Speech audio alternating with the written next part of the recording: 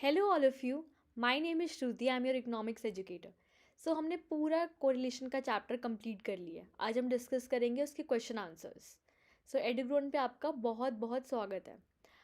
ये एक ऐसा चैनल है जहाँ पे आपको 6 से लेके 12th क्लास तक सारा कंटेंट मिलेगा बिल्कुल free of cost.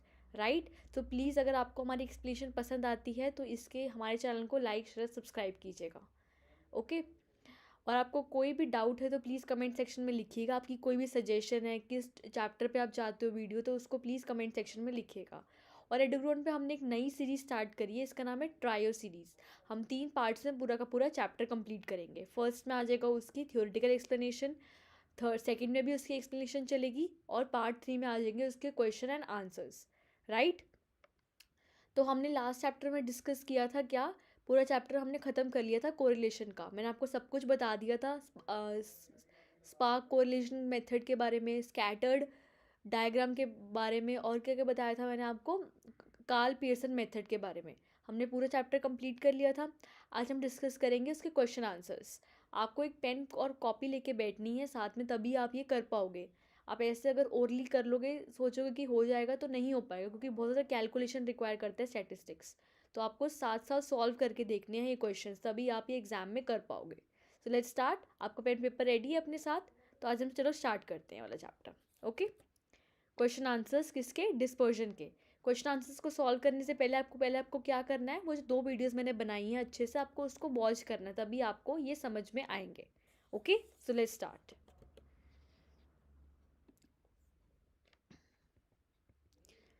Question and answer of correlation. इसको स्टार्ट करने से पहले आपको प्रीवियस 2 जो वीडियोस मैंने बनाई हैं वो आपको देखनी है। उसके पहले आपको ये समझ आ ही नहीं सकता, और पेन और कॉपी लेके बैठनी है। और जो कैलकुलेशंस है वो कैलकुलेटर से नहीं करनी है, खुद से सॉल्व करनी है। ओके, उसको स्टार्ट करने से पहले हम एक कोड डिस्कस करेंगे। हमने एक नई फॉर्मूला अपनाया है कि किसी भी उसको स्टार्ट करने से पहले हमें कोड ज़रूर डिस्कस करेंगे, किसी भी नई वीडियो को स्टार्ट करने से पहले। सो आज का कोट है, little by little, day by day, what is meant for you will find its way. Okay, जो गॉड ने आपके लिए लिखा है ना, वो आपके साथ हो के रहेगा। आप सोचोगे कि आज नहीं हुआ, जो मैंने सोचा था, मेरा एक ड्रीम था प्रोफेसर बनने का, एक ड्रीम था चार्टर्ड अकाउंटेंट बनने का, बट वो पूरा नहीं हो पाया। बट जो गॉड ने आपके लिए लिखा है ना, वो होके ही रहेगा आपके साथ, चाहे जो मर्जी आपके साथ हो जाए। बट जो गॉड ने लिखा है ना, वो तो होके ही रहेगा। तो फिर little bye little, day by day, जो आपने सोचा है वो होके रहेगा आपके साथ। तो प्लीज़ आप छोटे छोटे स्टेप्स लेते रहो, ताकि आपका जो ड्रीम है आपने सोचा है वो आपका पूरा हो जाए। कभी भी निराश ना हो कि मेरे साथ आज अच्छा नहीं हुआ, क्योंकि बेटर डेज आर कमिंग। आगे वाले दिन आपके लिए अच्छे होंगे, और कभी भी अपसेट नहीं होना एक छोटी सी बात के लिए, क्योंकि लाइफ बहुत बड़ी। एक छोटी सी बात से अगर हम अपसेट हो जाएंगे तो हमारा वो सिर्फ और सिर्फ एक मूड ख़राब करती है, उसके सिवा हमारा कुछ नहीं होता। Right, with this positive note, let's start question and answers of dispersion. The first question, so the first question is, from the following data, compute coefficient of correlation between x and y series, summation of product is equal to 1. तो हमें क्या करना है, इस data से हमें compute करना है कोफिशिएंट ऑफ कोरिलेशन। हमने डिस्कस किया था कोफिशिएंट निकालने के लिए कौन कौन से मेथड्स होते हैं। एक होता है स्कैटर्ड डायग्राम, एक होता है कार्ल पियर्सन मेथड, और एक होता है स्पीयरमैन्स रैंक्स कोरिलेशन मेथड। तो हमें इस पर निकालना है कोफिशिएंट ऑफ कोरिलेशन। हमें पहले देखना पड़ेगा कि इस सीरीज़ में कौन सा मेथड लग रहा है। और हमें दिया हुआ है समीशन ऑफ प्रोडक्ट, जो एक्स का और वाई का समीशन है वो हमें दिया हुआ है 41 के इक्वल। हमें नंबर ऑफ़ आइटम्स दिए हुए हैं एन। अर्थमेटिक मीन जो एक्स बार होता है वो है 350, और 138 दिया हुआ है वाई सीरीज़ का। और जो स्क्वायर ऑफ डेविएशंस है मीन से, जो हम निकालते हैं, जो हम किसी भी आइटम को एक्स एज्यूम्ड मीन लेट कर लेते हैं, उससे डेविएशंस निकालते हैं, डी एक्स, उसका हमें स्क्वायर दिया हुआ है डी एक्स स्क्वायर। वो हमें एक्स सीरीज़ का दिया हुआ है 19, और वाई सीरीज़ का दिया हुआ है 94। ओके, तो हम इसको पहले सॉल्व करेंगे। हमें क्वेश्चन में दिया हुआ है कि एन है हमारा 6, और एक्स बार दिया हुआ है हमें 350, और वाई बार हमें दिया हुआ है क्या, वाई बार इज़ 138। ओके, तो हम सारी की सारी वैल्यूज़ को यहाँ पर लिख देंगे। और एक्स के सम का स्क्वायर हमें दिया हुआ है 19, और वाई के स्क्वायर का सम इज़ 94, और एक्स वाई का सम हमें क्वेश्चन में दिया हुआ है 41। तो कोफिशिएंट निकालने का मेथड फॉर्मूला क्या होता है, sum of x y divided by under root sum of x square into sum of Y square. तो हमें एक्स वाई का सम कितना दिया हुआ है 41, डिवाइड कर देंगे हम किससे, अंडर रूट लगा देंगे, और एक्स के सम का स्क्वायर, एक्स के सम का स्क्वायर कितना दिया हुआ है 19, यह आ जाएगा 19 इंटू वाई के सम का स्क्वायर इज 94। ओके, तो 41 डिवाइडेड बाई इसको मल्टीप्लाई कर देंगे, इसको मल्टीप्लाई करके हमारा आ जाएगा 1786, बट हमें इसका अंडर रूट निकालना है, तो इसका अंडर रूट आ जाएगा 42.26, और 41 और 42.26 को हम डिवाइड कर देंगे तो हमारा आंसर आ जाएगा 0.97। बहुत सिंपल था मेथड, हमने सिर्फ और सिर्फ क्या किया, ये जो हमारा फॉर्मूला था एक्स वाई वाला, सारी की सारी वैल्यूज़ तो क्वेश्चन में गिवन थी, हमने ये फॉर्मूला लिया और सारी की सारी वैल्यूज़ पुट कर दी, बहुत सिंपल था।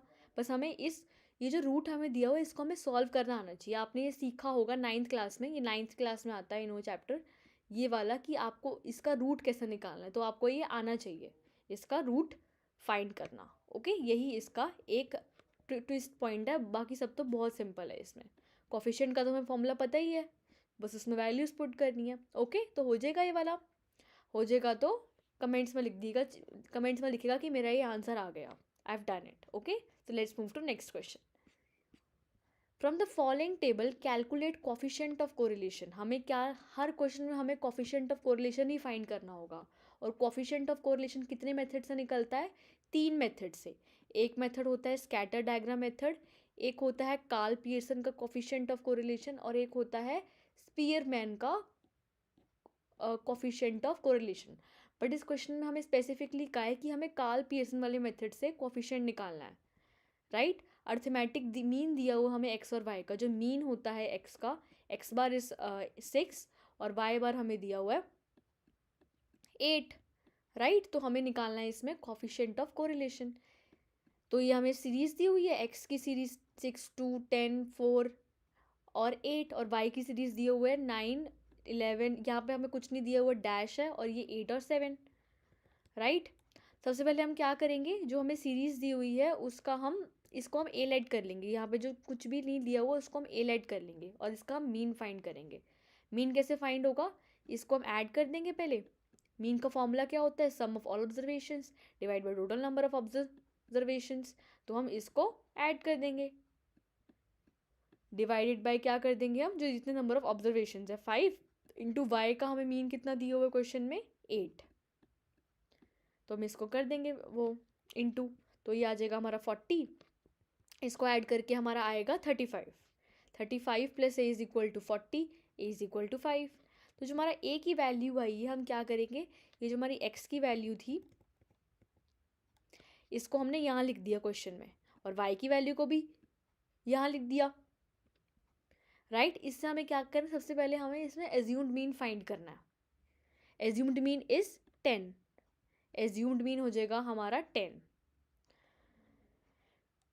राइट। तो एज्यूम्ड मीन हमारा है, इसमें हमने एज्यूम्ड मीन लेट किया है किसको, 6 को। 6 हमारा, हमने एज्यूम्ड मीन किसी भी नंबर को हम लेट कर सकते हैं, हमने इसमें लेट किया 6 को, तो 6 माइनस 6 हो जाएगा 0, 2 माइनस 6 हो जाएगा -4, 10 माइनस 6 हो जाएगा 4, 4 minus 6 is -2 and 8 minus 6 is 2। Okay, तो जो हमारी डेविएशंस आई है उसका हमने क्या करा है, स्क्वायर। ये dx आया था, इसका हमने कर दिया स्क्वायर, dx स्क्वायर आ जाएगा 0, इसका 4 का स्क्वायर आ जाएगा 16, फिर 4 का 16 माइनस 2 का स्क्वायर 4 एंड 2 का 4, और ये y का भी हमने किसी को भी एज्यूम्ड मीन लेट कर लिया है। इस केस में हमने एज्यूम्ड मीन लेट किया 8 को, तो हम यहाँ से डेविएशंस निकालना स्टार्ट करेंगे। 9 minus 8 1, 11 minus 8 is 3, 5 minus 8 is -3, 8 minus 8 is 0, 7 minus 8 is -1, और ये जो y आया है इसको हम स्क्वायर कर देंगे। 1 का स्क्वायर 1, 3 का 9 माइनस 3 का 9, 0 का 0 एंड 1 का 1, और फिर क्या करेंगे हम x और y को मल्टीप्लाई कर देंगे। जो डेविएशंस का जो हमारा सम आया है x और y का उसको मल्टीप्लाई कर देंगे।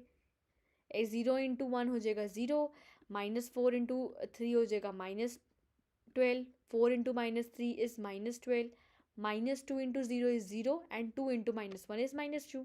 फिर उसके बाद हमारा क्या फॉर्मूला होता है कोफिशिएंट निकालने का, कोफिशिएंट का फॉर्मूला होता है एक्स वाई अपॉन, इसको फॉर्मूला को आप अच्छे से याद कर लो, फॉर्मूले के अलावा कुछ भी नहीं है इस चैप्टर में, सारे के सारे फॉर्मूलेस आपको टिप्स पे होने चाहिए याद। X Y into Y square, तो हमें एक्स वाई क्या दिया हुआ है क्वेश्चन में, इसको आप ऐड करोगे, ऐड करके दिखाती हूँ मैं। सबसे पहले ऐसे कर लो, क्या आएगा ऐड करके, 6, 16, 18, 18 + 12 इज़ 30, तो इसको ऐड करके आ गया 30। ये आपका कट हो गया -2 से 2, ये आ जाएगा आपका 0, और ये आ गया आपका 32, ये आ जाएगा 40, और इसको प्लस करके आपका आ जाएगा 16, 24, 24 + 7, इसको प्लस करके आ जाएगा 40, इसको प्लस करके आ जाएगा 0, इसको आ जाएगा 20, और ये आ जाएगा,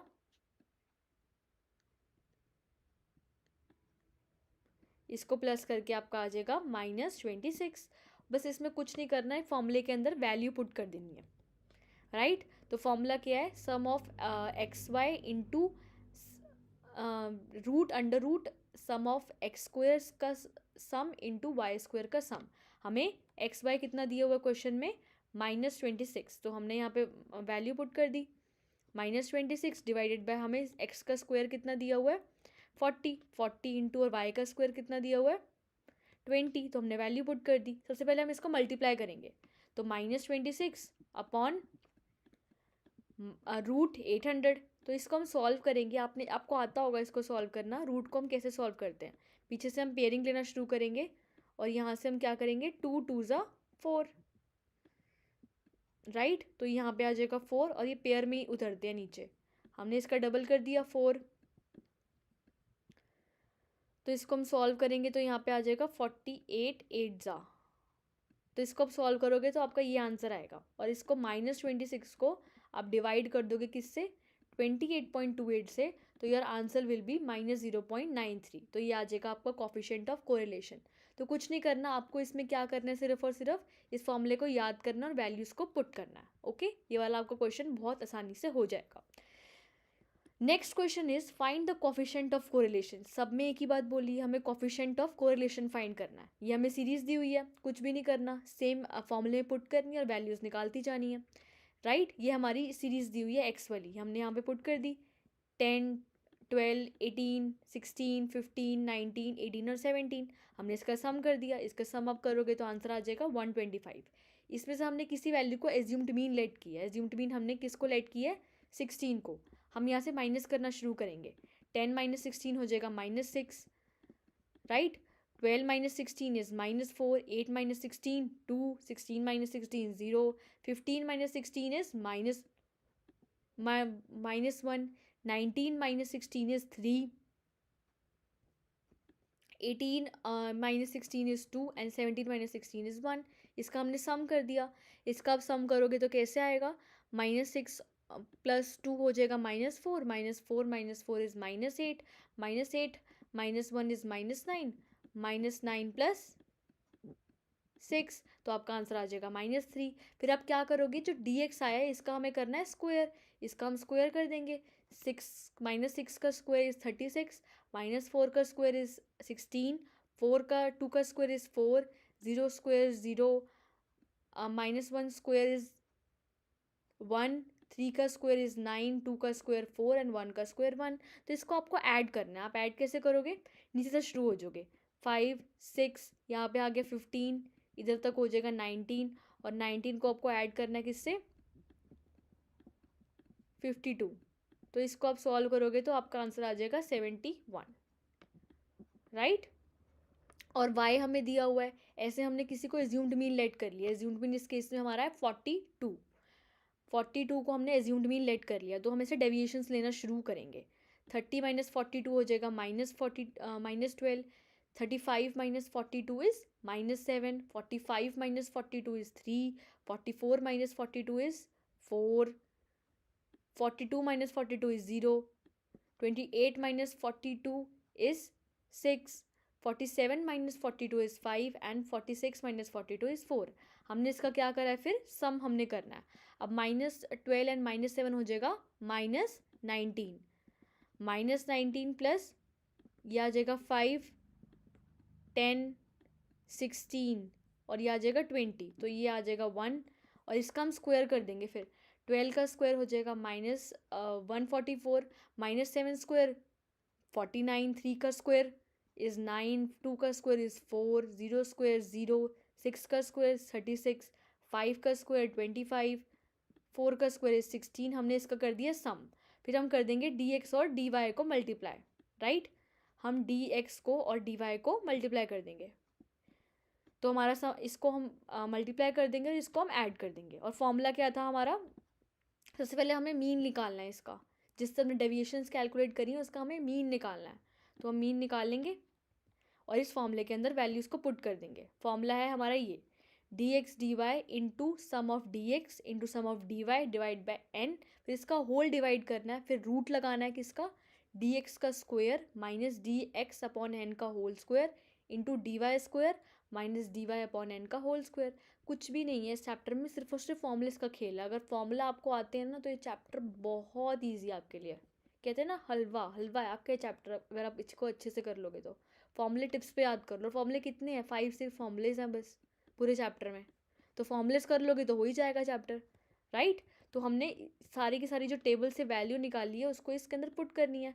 फर्स्ट में क्या है हमारा dx dy हमें निकालना है। dx dy ये रहा 138 पुट कर दिया, माइनस dx का सम हो जाएगा -3 इंटू 1 डिवाइड बाई 8। इसका हमें करना है रूट।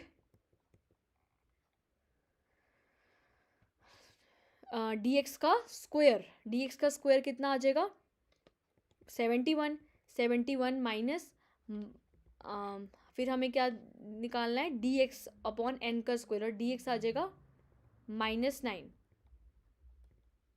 -3 का स्क्वायर अपॉन 8 इंटू dy का स्क्वायर आ जाएगा हमारा 283, और फिर हमें चाहिए dy का स्क्वायर इज़ 1 अपॉन 8 का होल स्क्वायर। फिर हमें सिर्फ और सिर्फ कैलकुलेशन करनी है। हम कैसे करेंगे, 138 प्लस 3 अपॉन 8 और डिवाइड कर देंगे अंडर रूट 71 प्लस 9 अपॉन 8।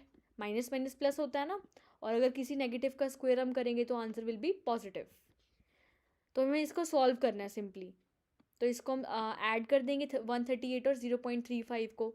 हमें इसको इसमें से माइनस करना है और इसको हमने माइनस करके इसका अंडर रूट कर देना है। इसको हम सॉल्व करेंगे तो हमारा आंसर ये आ जाएगा, और -69 को अगर आप उसका रूट करोगे तो आपका आंसर आ जाएगा 8.36। पीछे से पेयरिंग लेना शुरू करनी है। आंसर आ जाएगा 8.36 into 28.2, answer will be 16.32, right. तो आपको इसको डिवाइड करके आंसर आ जाएगा आपका 0.98। सिर्फ और सिर्फ इसमें कैलकुलेशन का खेल है। ये chapter is based on calculation. अगर आपको कैलकुलेशन आपकी बहुत स्ट्रांग है और आपके फॉर्मूलेज आते हैं तो आपके इस चैप्टर में 10 मार्क्स बिल्कुल पक्के, क्योंकि एक 6 मार्क्स का क्वेश्चन तो आना ही आना है, और एक 3 मार्क का आना है, और एक 1 का। तो ये आ जाएगा आपका ये सिर्फ और सिर्फ आपकी कैलकुलेशन और आपके फॉर्मूले पे बेस्ड है ये चैप्टर। तो आपको फॉर्मूलेज तो अच्छे से टिप्स पे याद होने ही चाहिए। ओके, ये चैप्टर ये वाला क्वेश्चन आ गया समझ में। तो let's move to next question. If r is equal to 0.997, हमें r दिया हुआ है 0.997। हमने 7 को कंसीडर नहीं किया क्योंकि पॉइंट के बाद सिर्फ और सिर्फ 2 वैल्यूज़ को हमें कंसीडर करना है। X Y sum is equal to 46। हमने ये सबसे पहले फॉर्मूला लिख दिया, r is equal to X Y upon X का स्क्वायर इंटू वाई स्क्वायर। हमें एक्स वाई का सम दिया हुआ है 46 into X is equal to 4 bar is equal to 8, X square is equal to 28। What will the value of Y square. Okay, हमने यहाँ पे X square की value 28 put कर दी और यहाँ पे आ जाएगा वाई स्क्वायर। तो हम कैसे वैल्यू निकालेंगे वाई स्क्वायर की, हमने इसको एज इट इज रखा 0.99 को, राइट। तो हमने क्या करा इसमें, हमने स्क्वेयरिंग बोथ साइड्स कर दी। हमने क्या करना था इस क्वेश्चन में, अंडर रूट को हटाना था, क्योंकि हम डिनोमिनेटर में अंडर रूट को नहीं रखते। तो हमने क्या कर दिया, स्क्वेयरिंग कर दी बोथ साइड्स। हमने इस साइड स्क्वेयरिंग कर दी। अगर हम स्क्वेयर करेंगे तो जो 46 है उसका भी हमें स्क्वेयर करना पड़ेगा, और ये यहाँ पे हट जाएगा स्क्वेयर, क्योंकि अंडर रूट से स्क्वेयर कैंसिल हो जाता है, राइट। तो 28 इंटू वाई स्क्वायर आ जाएगा। तो हमने क्या कर दिया, इसको क्रॉस मल्टीप्लाई कर दिया। इसको हम इससे मल्टीप्लाई करेंगे और इसको इससे भी मल्टीप्लाई करेंगे, और यहाँ पे इज इक्वल टू में तो ये चल ही रहा है। तो इसको अब सॉल्व करके आपका आंसर आ जाएगा 76.03। ओके, तो बहुत सिंपल है, इसमें सिर्फ और सिर्फ हमें फॉर्मूला को याद करना है। राइट। अब next question is 2 ladies were asked to rank 10 types of cell phone. The ranks given by them are as below. 2 ladies को कहा था कि हमें रैंक करना है different types of cell phones को, उन्होंने ये रैंक दी, हमें क्या निकालना है, स्पीयरमैन्स रैंक कोरिलेशन कोफिशिएंट, हमें निकालना है स्पीयरमैन्स रैंक कोरिलेशन का कोफिशिएंट, राइट। तो ये सेल फोन्स दिए हुए हैं, ये नीलू की रैंक्स दी हुई है जो उसने रैंकिंग करी है, और नीना की रैंक दी हुई है, हमें स्पीयरमैन्स रैंक कोरिलेशन कोफिशिएंट निकालना है। हमें पता है स्पीयरमैन्स रैंक कोरिलेशन का फॉर्मूला होता है 1 - 6 - d² अपॉन n³ - n, और d कैसे निकलता है, r1 - r2, फिर हमें उसका करना है स्क्वेयरिंग, राइट। तो हमने इसको r1 लेट कर लिया जो ये नीलू की रैंक्स थी, और इसको कर लिया r2 लेट, फिर हमने d निकाल लिया r1 में से r2 का माइनस करके।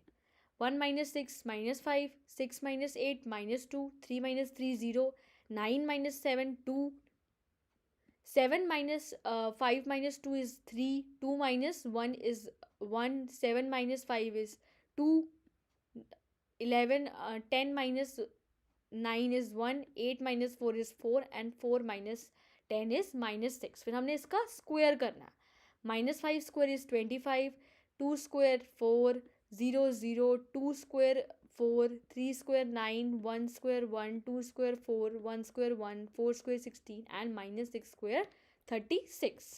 तो हमने इसको सिर्फ और सिर्फ फॉर्मूले के अंदर पुट करना है।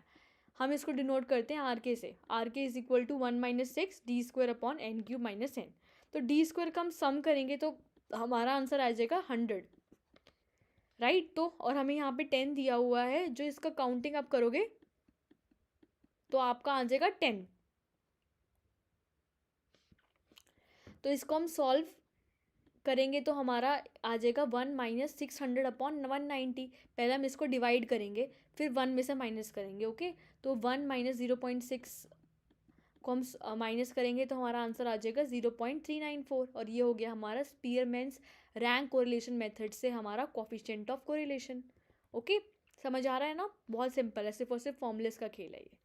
So next question is calculate coefficient of correlation. इसमें भी यही निकालने की क्वेश्चन, इस चैप्टर में कुछ है ही नहीं इस फॉर्मूले के अलावा, सिर्फ और सिर्फ coefficient of correlation he find करना है हमें हर जगह। तो इसमें क्या निकालना है, bye means of ranking method. Last question में हमें रैंक्स गिवन थी, बट इसमें हमें रैंक निकालनी है। रैंक हम कैसे निकालेंगे, किसी भी को भी हम क्या लेट कर लेंगे, सबसे बड़े वाले को 1 लेट कर लेंगे, उससे छोटे को हम 2 लेट कर लेंगे, और अगर हमने इसमें डिसेंडिंग ऑर्डर से करा है तो दूसरे में भी हम डिसेंडिंग ऑर्डर से रैंक करेंगे। फिर वही formula 1 - 6 d² upon n³ - n, okay. तो ये हमने यहाँ पे सीरीज़ लिख ली, जो हमने यहाँ पे सीरीज़ दी हुई थी हमने यहाँ पे लिख ली। तो सबसे बड़ा इसमें से 80 है, इसको हमने 1 रैंक कर दिया। उससे छोटा है 72 रैंक, 60 है इससे उससे छोटा, उसको हमने कौन सी रैंक दे दी, 4 रैंक। उससे छोटा है 50। अब 50 कितनी बार रैंक हो रहा है, 50 रैंक हो रहा है 2 बार।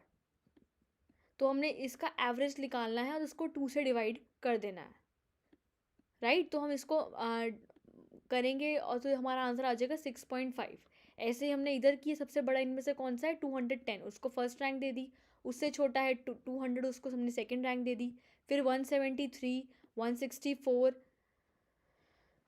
ओके। उसके बाद है फिर हमारा है 130। 130 2 बार आ रहा है, ये कौन से नंबर पे आ रहा है, 5th and 6th पे। तो इसका हम टोटल कर लेंगे और 2 से डिवाइड करेंगे, 11/2 5.5। फिर हमारे 5 और 6 खत्म हो जाएंगे। फिर जो हम नेक्स्ट पे रैंकिंग देना शुरू करेंगे वो हम करेंगे 7 से। उसके बाद है 120, फिर उससे छोटा है 80, ओके। फिर हमने क्या करना है, इसका ये हमारा आ गया R1 और ये आ जाएगा R2। तो हमने इसको माइनस करना है, D हमारा आ जाएगा इससे, इसको माइनस करके आपस में। फिर हमने कर देना उसका स्क्वायर, फिर उसको हमने करना है वैल्यू में पुट, ठीक है। 1 - 6 इसका फॉर्मूला होता है सम ऑफ d²। ये जो d हमारा आएगा इसका हमने करना है स्क्वायर, -1/12 ब्रैकेट में m³ - m1 + 1/12 m2³ - m2 + 1/12 m3³ - m3। m1 का मतलब होता है जो फर्स्ट नंबर है, जैसे x सीरीज़ में अगर 10 2 बार आया है तो यहाँ पे आ जाएगा 2, और y सीरीज़ में 20 3 बार आया है तो यहाँ पे आ जाएगा m की वैल्यू 3। तो हम फॉर्मूले में पुट कर देंगे। अब डी स्क्वायर को अगर हम सॉल्व करेंगे तो हमारा आंसर आ जाएगा 45, राइट। तो हमने यहाँ पुट कर दी 1 - 6 45 प्लस 1/12। अब यहाँ पे जो इसमें जो 50 था वो कितनी बार रैंक हुआ था, जो 60 था वो 3 बार आया था, तो यहाँ पे हमने 3³ - 3 लिख दिया प्लस 1/12। फिर यहाँ पे क्या था, कितनी बार रैंक हुआ था, जो इसके बाद वो 2 बार रैंकिंग हुई थी हमारी, तो हम यहाँ पे लिख देंगे 2³ - 3, राइट। फिर यहाँ पे भी 1 + 12 आ जाएगा 2³ - 3। फिर हमने सिर्फ और सिर्फ सॉल्व करना है। 45 प्लस 1/12 3³ - 3, 3³ हो जाएगा 27, 27 - 3 इज़ 24 और 8 - 3 इज़ 5, 8 - 3 और यहाँ पे 8 - 2 करना है तो वो आ जाएगा 6, डिवाइड बाई 12 है और यहाँ पे whole divide by n³ - n। n question में क्या गिवन है हमें, इसको हम काउंट करेंगे तो हमारा n आ जाएगा 1 2 3 4 5 6 7 8, 8³ - 8। अब 8 का क्यूब होता है 512 - 8, तो इसको हम सॉल्व करेंगे। 45 एज इट इज़ 2, तो यहाँ आ जाएगा 1/2 और 1/2 अपॉन 504, 1/6 यहाँ पे आ जाएगा 45 और हाफ कितने होंगे 47, 46, 46 प्लस 2 इज़ 48, 48 डिवाइड बाई 504। पहले हम इसको मल्टीप्लाई करेंगे, फिर हम माइनस कर देंगे 1 से और डिवाइड कर देंगे 504 से, तो हमारा आंसर आ जाएगा -0.429। तो बहुत सिंपल है, हमने सिर्फ और सिर्फ फॉर्मूले की हेल्प से पूरा का पूरा हमने डेरिवेशन कर ली। हमें सिर्फ और सिर्फ फॉर्मूला याद होना चाहिए जो मैंने आपको प्रीवियस स्लाइड में शो किया, ये वाला फॉर्मूला। और इसका मतलब होता है कि जो एक उसमें कितनी बार आया है वो वाला आइटम m का, राइट।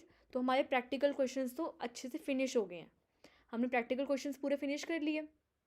मैंने आपको लास्ट उस वीडियो में भी बताया था कि प्रैक्टिकल क्वेश्चंस बहुत सारे करके बताए थे जो लास्ट 2 वीडियोस थे। अब हम थोड़े से वो वाले क्वेश्चंस कर लेते हैं थ्योरेटिकल, राइट। तो फर्स्ट क्वेश्चन है define correlation. Correlation is a statistical method और statistical technique that measures quantitative relationship between different variables like price and demand। तो कोरिलेशन एक ऐसा स्टैटिस्टिकल मेथड है और एक ऐसी स्टैटिस्टिकल टेक्निक है, वो मेजर करती है, रिलेशनशिप मेजर करती है दो वेरिएबल्स के बीच। फॉर एग्जांपल हमें दो वेरिएबल्स गिवन है x और y, हमें बताना है कि एक बढ़ने जैसे 10 से 20 हुआ और यहाँ पे 5 से 10 हुआ, तो इन दोनों के बीच में कैसा रिलेशनशिप है। हमें बताना है कि पॉजिटिव रिलेशनशिप है, दोनों में अच्छी बॉन्डिंग है, मीडियोकर बॉन्डिंग है या तो लो बॉन्डिंग है। अगर 10 से 20 हुआ तो कितना इंक्रीज़ हुआ 10, और यहाँ से 5 से 10 हुआ तो 5 हुआ, तो इसका इंक्रीज़ होने से ये भी इंक्रीज़ हो रहा है, तो इन दोनों में कैसी बॉन्डिंग है, पॉजिटिव तो है, अच्छी बॉन्डिंग है इन दोनों में। तो कोरिलेशन यही बताता है कि एक दो जो हमें सेट्स दिए हुए हैं उन दोनों में कैसी बॉन्डिंग है, तो यही कोरिलेशन का काम है main. Okay, next question is what is the line of best fit? Line of best fit is the one that passes through the scattered points such as the tree presents. Most of these points cover half of the scattered points should be on either side of the line. Okay, जो हम scatter diagram में draw करते हैं ये वाली line, हम बताते हैं कि स्कैटर डायग्राम 5 तरीके से बन सकता है। अगर पॉजिटिव रिलेशन है तो ऐसे बनेगा, नेगेटिव है तो ऐसे बनेगा, पॉजिटिव है बट इतना पॉजिटिव नहीं है, सिर्फ थोड़ा सा पॉजिटिव है तो वो ऐसे बनेगा, और नेगेटिव बनेगा ऐसे डाउनवर्ड स्लोपिंग और यहाँ पे ऐसे। ओके, और अगर किसी के बीच में रिलेशन ही नहीं है तो वो बनेगा ऐसे। तो जो बीच की लाइन है जिससे हम डिवाइड कर रहे हैं इस वाले में, इसको हम कहते हैं लाइन ऑफ बेस्ट फिट। ये हमें बताती है कि अगर इसके पास पास है डॉट्स तो इससे पता चलता है कि इन दोनों में कोरिलेशन अच्छा है, और अगर डॉट्स इसके दूर दूर हैं तो इससे पता चलता है डॉट्स बहुत ज़्यादा स्कैटर्ड है और उसमें रिलेशन नहीं है। तो यही बताती है line of core best fit. Name the principal method of calculating coefficient of correlation. हमें बताना है कि कोफिशिएंट मेथड कौन कौन से हैं कोफिशिएंट ऑफ कोरिलेशन फाइंड करने के। There are 3 principal methods of calculating coefficient of correlation, Karl Pearson's coefficient of correlation and Spearman's rank correlation coefficient and scattered diagram. हमने डिस्कस किया हुआ है कि कोफिशिएंट निकालने के 3 मेथड्स हैं, एक है स्पीयरमैन्स रैंक कोरिलेशन कोफिशिएंट, एक है स्कैटर्ड डायग्राम वाला मेथड, और एक है कार्ल पियर्सन मेथड। और कार्ल पियर्सन भी हम 3 सीरीज से निकाल सकते हैं, एक आ जाएगा इंडिविजुअल सीरीज़, एक फ्रीक्वेंसी सीरीज़ और एक स्टेप डेविएशन सीरीज़ से। तो ये हमारे 3 मेथड हैं कोरिलेशन को फाइंड करने के। What is the difference between positive and negative correlation? हम जो कहते हैं कि रिलेशनशिप पॉजिटिव है या नेगेटिव है, हमें वो क्या उनमें डिफरेंस है? The difference between positive and negative correlation is that in positive correlation variables move in same direction, whereas in negative relation variables move in different directions. Positive में क्या होता है, जो वेरिएबल्स हैं वो सेम डायरेक्शन में move करते हैं। फॉर एग्जांपल ये प्राइस और ये डिमांड है। अगर 100 की प्राइस बढ़ी, राइट, तो यहाँ पे कितना चेंज आया, 500 का। और अगर प्राइस 200 हो गया तो हमारे 400 होगी डिमांड। तो अगर इसके 100 बढ़ने से ये भी 100 कम हुआ तो ये पॉजिटिवली मूव कर रहे हैं ना, दोनों में पॉजिटिव रिलेशनशिप है। अगर एक बढ़ रहा है तो दूसरा कम हो रहा है, तो इन दोनों में कैसा रिलेशनशिप है, नेगेटिव। तो ये आ जाएगा नेगेटिव कोरिलेशन के अंडर। बट अगर ऐसा रिलेशनशिप होगी प्राइस और डिमांड में, प्राइस और सप्लाई में जो रिलेशनशिप होता है कि अगर 100 से 200 हो रही है सप्लाई, तो हमारी प्राइस तो सप्लाई भी हमारी 10 से 20 होगी। तो इन दोनों में क्या रिलेशनशिप है, पॉजिटिव। इसके बढ़ने से ये भी बढ़ रहा है, तो ये रिलेशनशिप कैसा है, पॉजिटिव कोरिलेशन। जब अगर दोनों एरोस अपवर्ड हैं, इसका भी पॉजिटिव है और इसका भी पॉजिटिव है, तो आंसर आ जाएगा हमारा पॉजिटिव रिलेशन। और नेगेटिव का मतलब अगर एक इधर जा रहा है प्लस में तो दूसरा नेगेटिव में जा रहा है, इन दोनों के बीच में उल्टा रिलेशन है। अगर ये इधर जा रहा है तो वो उधर जा रहा है, तो इन दोनों में कैसा रिलेशनशिप है, इन दोनों के बीच में नेगेटिव रिलेशनशिप। तो ये है हमारा पॉजिटिव एंड नेगेटिव को relation. Next question is what is the nature of correlation of two variables when they move in the same direction? Last slide में हमने डिस्कस किया, अगर दो रिलेशनशिप प्राइस और सप्लाई के बीच में सेम डायरेक्शन में मूव करते हैं, अगर प्राइस 10 से बढ़ता है तो सप्लाई भी 5 से बढ़ती है, तो इन दोनों बीच में कैसा रिलेशनशिप है, यहाँ पे दोनों साइड है साइंस है प्लस प्लस, तो रिलेशनशिप कैसा हो जाएगा, पॉजिटिव। और अगर होता है यहाँ पे प्लस और माइनस तो रिलेशनशिप हो जाता है नेगेटिव। बट यहाँ पे दिया हुआ है कि दो वेरिएबल सेम डायरेक्शन में मूव कर रहे हैं, एक जैसे चल रहे हैं, तो relationship is positive. Next question is when coefficient of correlation is between -1 and +1, how would you express it? अगर रिलेशनशिप जो कोफिशिएंट ऑफ कोरिलेशन का रिलेशनशिप होता है वो -1 और +1 के बीच में, हम उसको एक्सप्रेस कैसे करेंगे? When correlation is -1, coefficient is perfectly negative, and when correlation is +1, coefficient is perfectly positive. हमने डिस्कस किया हुआ है कि कोरिलेशन -1 एंड +1 के बीच में ही होता है हमेशा, -1 एंड +1, राइट। तो अगर रिलेशन कॉफिशिएंट जो है वो बिल्कुल -1 है, इसका मतलब जो हमारा कर्व है वो डाउनवर्ड स्लोपिंग बनेगा और परफेक्ट बनेगा, क्योंकि इसकी हाईएस्ट वैल्यू भी नेगेटिव -1 हो सकती है और ये -1 ही है।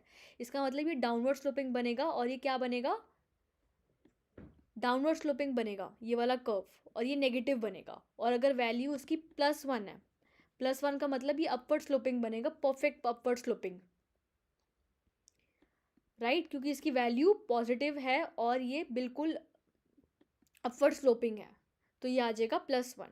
तो अगर आपको क्वेश्चन भी आ सकता है एग्जाम में कि जो कोरिलेशन है उसकी वैल्यू कहाँ से कहाँ तक रेंज होती है, इसकी वैल्यू आ जाएगी -1 से +1 के बीच। Okay, next question is when is the rank of method used?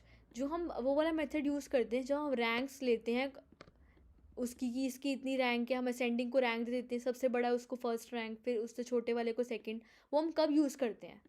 Rank correlation method is used in variables are qualitative in nature such as beauty, bravery, wisdom, virtue etcetera.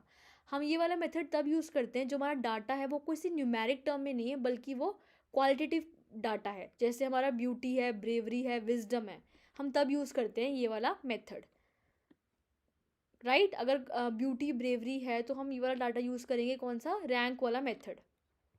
फिर हम वो वाला मेथड यूज़ नहीं करेंगे Karl Pearson और scatter diagram का। Okay, next question is define correlation, give its importance in statistics. हमें correlation को डिफाइन करना है और उसकी इंपॉर्टेंस देनी है स्टैटिस्टिक्स में।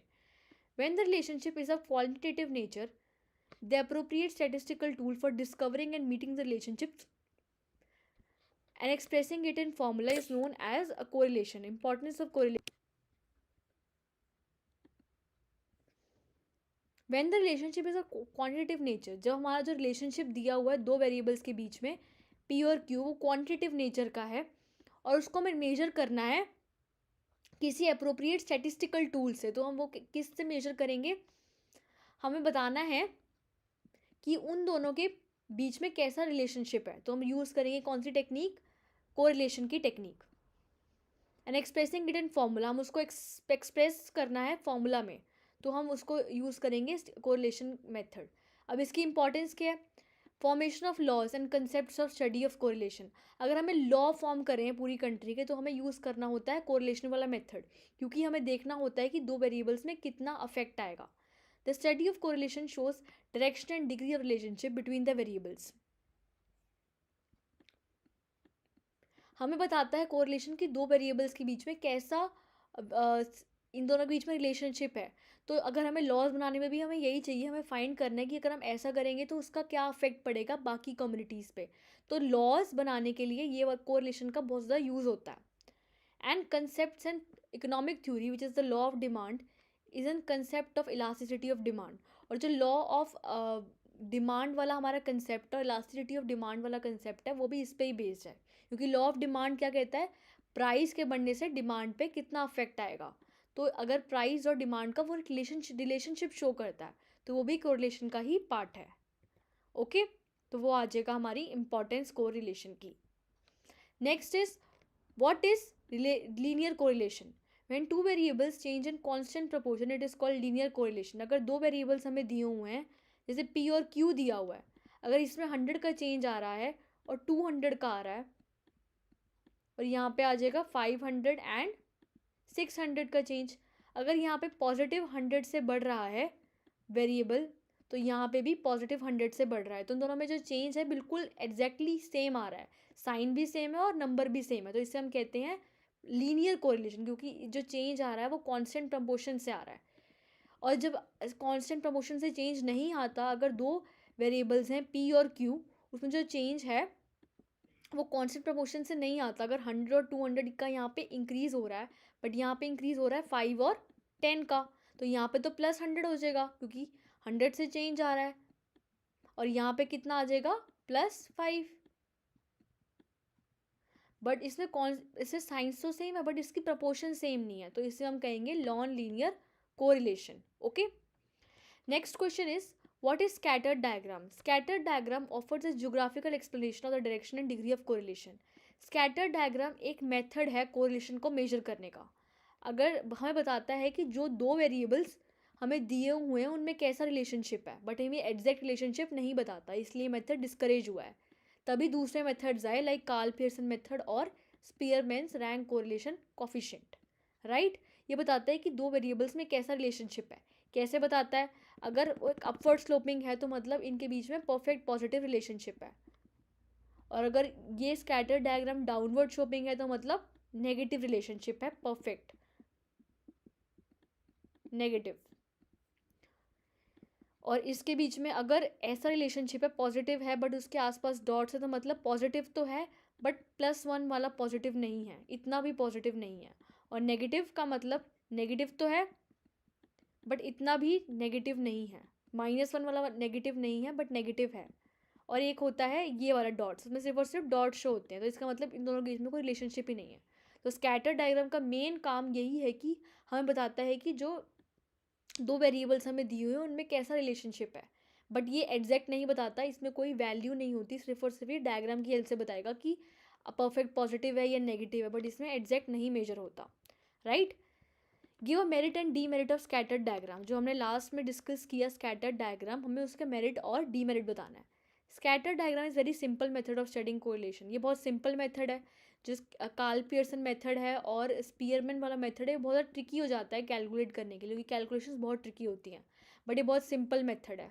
बट इसका डीमेरिट ये है कि इसका हमें एग्जैक्ट मेजर नहीं पता चलता, हमें पता चलता है कि सिर्फ अपवर्ड स्लोपिंग है या डाउनवर्ड स्लोपिंग है कर्व, बट उसकी एग्जैक्ट वैल्यू हमें पता नहीं चलती, तो ये इसका सबसे बड़ा डीमेरिट है।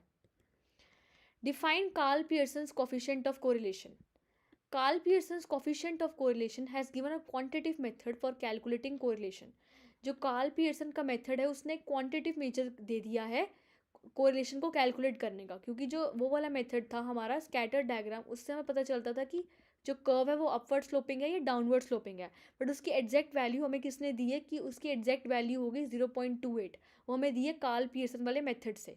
तो यही कार्ल पियर्सन वाले मेथड की खासियत है कि उसने हमें क्वांटिटेटिव डाटा को मेजर करने की एक पावर दी और हमें जो कोरिलेशन था उसको एक नंबर में मेजर किया। Has given a quantitative method for calculating correlation, it is important and widely use, बहुत इंपॉर्टेंट मेथड है और ये हर जगह यूज़ होता है for studying correlation. Karl Pearson's coefficient of correlation is gently denoted as y, इसको हम डिनोट करते हैं y से, और इसका फॉर्मूला होता है sum of x Y into x square into Y square. तो ये होता है इसको, ये इसका सम है और इसको हम डिनोट करते हैं y से, right. Next question is define partial correlation. Partial correlation, more than two variables are involved and out of this relationship between two variables instead of eating one other variable constant, then the correlation is partial। अगर दो variables हमें दिए हुए हैं x और y, हमने एक को मान लिया कांस्टेंट, जो दूसरा वाला वेरिएबल हो जाएगा उसको हम ट्रीट करेंगे पार्शियल, और इस टाइप का चीज़ को हम कहते हैं partial correlation. when more than two variables are involved and out of the relationship between two variables, इन दोनों के बीच में जो रिलेशनशिप है, एक है हमने लेट किया हुआ है इसको क्या, इसको हमने लेट किया हुआ है y को कांस्टेंट, और जो दूसरी सीरीज़ है वो इस पर डिपेंड करती है, और इन दोनों में जो रिलेशनशिप है वो हो जाएगा हमारा पार्शियल कोरिलेशन की सीरीज का मेथड। Okay, next is give the formula for calculating Karl Pearson's coefficient of correlation. जो हमने बताया है कि कार्ल पियर्सन कैलकुलेट करने का ये फॉर्मूला होता है, तो हमें इसका फॉर्मूला देना है। हम कैसे कैलकुलेट कर सकते हैं कार्ल पियर्सन मेथड? फर्स्ट होता है कार्ल पियर्सन मेथड से, सेकंड होता है स्पीयरमैन्स के रैंक कोफिशिएंट मेथड से, और फिर होता है हमारा स्कैटर्ड डायग्राम्स के। स्कैटर्ड डायग्राम तो हमारा ऐसे वाला डायग्राम बनता है, फिर आ जाएगा स्पीयरमैन वाला, इसका फॉर्मूला होता है 1 - 6d² अपॉन n³ - n, और कार्ल वाले का फॉर्मूला होता है कार्ल पियर्सन का, इसको हम डिनोट करते हैं r से, sum of x Y into n³ into y, इसको हम ऐसे भी लिख सकते हैं एक्स वाई का sum into x square into Y square, right. तो ये होता है इसका formula. Next is give the formula for calculating Spearman's rank correlation method. जो स्पीयरमैन के रैंक कोरिलेशन का मेथड है उसको कैलकुलेट करने का हमें फॉर्मूला देना है। तो इसका कोफिशिएंट फॉर्मूला आ जाएगा 1 - 6d² upon n³ - n। D कैसे निकलता है? अगर हमें रैंक दी हुई है R1 और R2, हमें उसमें से उसको माइनस करते हैं R1 और R2 को, फिर हमें क्या ले लेना है उसका, हमें लेना है उसका स्क्वायर। फिर n का मतलब क्या होता है? जो हमें डिफरेंट नंबर्स दिए हुए हैं हमें उसका कर देना है टोटल, तो हमारा उसमें पुट कर देंगे और इसको हम डिनोट करते हैं आर के से, और ये बहुत इजी मेथड है कोरिलेशन को फाइंड करने का। Next question is give a merit and D merit of rank correlation. जो हम रैंक कोरिलेशन करते हैं उसका हमें देना है एक merit and D merit. Fear means rank correlation easier. जो हमारा स्पीयरमैन्स का रैंक कोरिलेशन मेथड है बहुत ईजियर है जो हमारा कार्ल पियर्सन का मेथड है कोरिलेशन से, क्योंकि जो स्पीयरमैन का मेथड है उसका फॉर्मूला बहुत सिंपल है 1 - 6d² into n³ - n, but जो वो वाला फॉर्मूला है कार्ल पियर्सन का वो थोड़ा सा ट्रिकी हो जाता है, उसकी कैलकुलेशन में रूट वगैरह आ जाता है तो बहुत ट्रिकी हो जाता है, तो इसलिए ये ईजी है। और डीमेरिट है कि rank correlation method can not be use in case of group frequency, but इसका एक डीमेरिट है कि इसको हम ग्रुप फ्रीक्वेंसी में यूज़ नहीं कर सकते, क्योंकि ग्रुप फ्रीक्वेंसी आ जाएगी तो हमारी रैंकिंग देने में प्रॉब्लम आ जाएगी, फिर हमारा डी नहीं निकलेगा और ये नहीं हो पाएगा। ओके, तो ये थे आपके, पूरा चैप्टर आपका हो गया कंप्लीट। बहुत ज़्यादा सिंपल चैप्टर था, क्वेश्चंस तो बहुत ज़्यादा चुटकियों में हो गए होंगे आपके, क्योंकि बहुत सिंपल चैप्टर था ये वाला, इंटरेस्टिंग भी था, मज़ा आया आपको सॉल्व करने में। ओके, तो आपको कॉपी लेके करना, ये ऐसे ओरली मत पढ़ लेना। ओके, और ये वाला चैप्टर भी हुआ आपका ख़त्म। सो नेक्स्ट चैप्टर हम डिस्कस करेंगे इंडेक्स नंबर्स के बारे में। आपने बहुत पेशेंटली इसको सुना, थैंक यू सो मच। अगर कोई डाउट आता है तो प्लीज़ वीडियो को रिवाइंड करके देखिए, और एडुग्रोन को लाइक शेयर और सब्सक्राइब कीजिएगा। और अगर किसी भी आपको चाहिए कि इस टॉपिक का आपको दोबारा समझना है, एक्सप्लेनेशन दोबारा चाहिए, तो कमेंट सेक्शन में लिखिएगा, वील हेल्प यू। और अगर आप एडुग्रोन ने आपकी थोड़ी सी भी हेल्प करी है तो प्लीज़ वीडियो को सब्सक्राइब और लाइक कर दीजिएगा। Okay, thank you so much for listening to me and all the best for your exams. Okay, और कोई टेंशन नहीं लेनी, कोई स्ट्रेस नहीं लेना। Thank you so much.